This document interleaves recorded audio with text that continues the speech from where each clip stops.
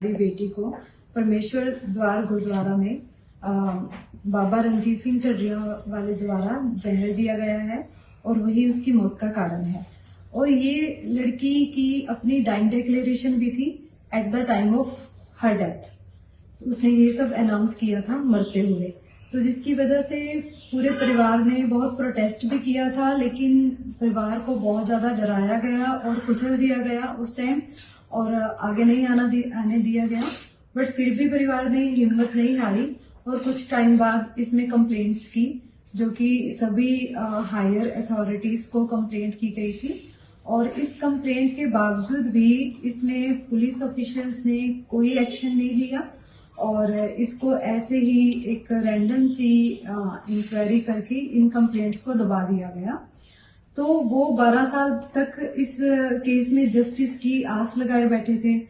तो हमने जब ये मामला अपने ऑनरेबल चीफ जस्टिस जी के संज्ञान में लाए तो उन्होंने इसमें देखा कि किस तरीके से इस केस में लीगल कोताहियां बरती गई हैं और इसमें लैंडमार्क जजमेंट है ललिता कुमारी वर्सेस स्टेट ऑफ यूपी, जिसमें ये मैंडेटरी ड्यूटी तय की गई है पुलिस ऑफिशियल्स की कि कोई भी कंप्लेंट आपके पास आती है जो कि कॉग्निजेबल ऑफेंस की है, सबसे पहले आप एफआईआर नोट करेंगे और उसके बाद आप इन्वेस्टिगेशन स्टार्ट करेंगे।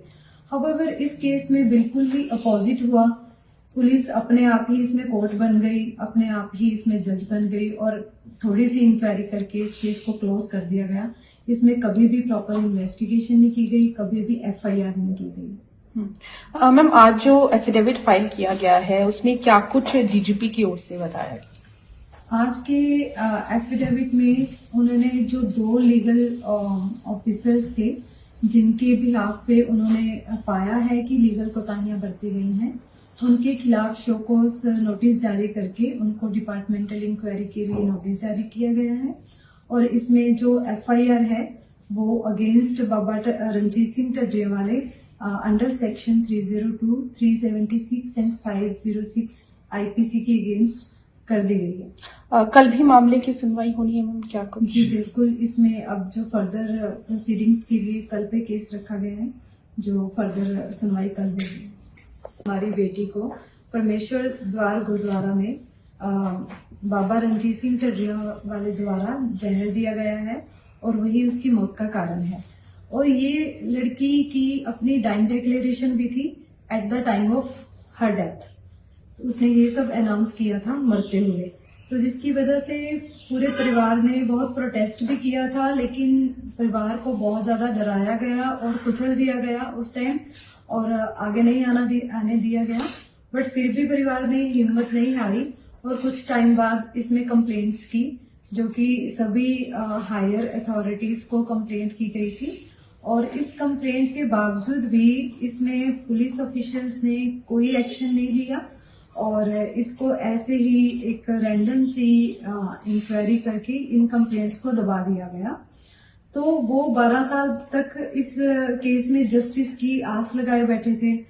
तो हमने जब ये मामला अपने ऑनरेबल चीफ जस्टिस जी के संज्ञान में लाए तो उन्होंने इसमें देखा कि किस तरीके से इस केस में लीगल कोताहियां बरती गई हैं और इसमें लैंडमार्क जजमेंट है ललिता कुमारी वर्सेस स्टेट ऑफ यूपी, जिसमें ये मैंडेटरी ड्यूटी तय की गई है पुलिस ऑफिशियल्स की कि कोई भी कंप्लेंट आपके पास आती है जो कि कॉग्निजेबल ऑफेंस की है, सबसे पहले आप एफआईआर नोट करेंगे और उसके बाद आप इन्वेस्टिगेशन स्टार्ट करेंगे।